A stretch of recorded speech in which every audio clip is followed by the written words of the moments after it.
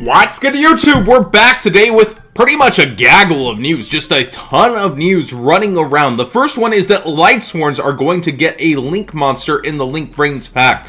Now what's super important about this is, if you recall, each archetype that is supposed to get a Link monster, I think is supposed to get support cards in this pack as well. They will receive like several support cards and a Link monster. So this could be huge. I would definitely consider having your Minervas now while they're cheap.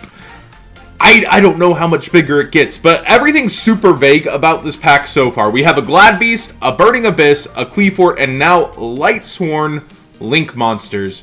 This is huge for the archetype. No matter what, it should be good for them, but we still have to see if they're playable and where their Link markers go and how they're going to support these decks. But undoubtedly, by how this pack is selling the types, these cards will be super good for each archetype. And we can only hope that that's correct. Next up in our gaggle of news is a brand new Jack Knight that is self-reliant. We have our second card that doesn't really care about your opponent's turn. Jack Knight of the Azure Blue. Isn't Azure just kind of like blue? Maybe I'm crazy. Who knows? But here we introduce him. And he is a level 8 Light Psychic Effect monster, attack 2400 and defense also 2400. This card's name can only be special summoned by the first effect once per turn. And he's got that same summoning. If 2 or more cards are in the same column, you can special summon this card from your hand to that column. But he moves himself out of the way to help you make rank 8s!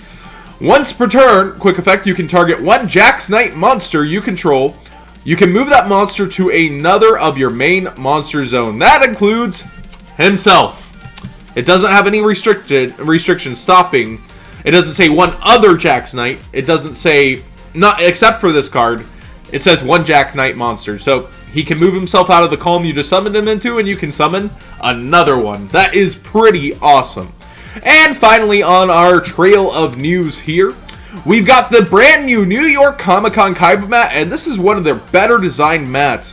While it is kind of that nostalgic old school Yu-Gi-Oh feel, it's another Kaiba mat. This one is probably done in one of the best poses ever, and they even say it on Organization. For a fan who has everything but a dramatic Kaiba pose playmat, this mat will be on sale at the Konami Digital Entertainment booth at New York Comic-Con. The mat only cost $30. That's pretty good. So the official New York Comic-Con mat, it'll have New York Comic-Con at the bottom. Amazing back design. I really like what they did here. And finally, the first card for YCS London is announced, but maybe bigger news than that Viral Dragon is the first giant card. There are 7 total giant cards at YCS London. That's crazy. That's insane. I guess they get less YCSs, so they get less giant cards, so it's kind of nice. They're going to have a ton, but I can't wait to see the rest of them.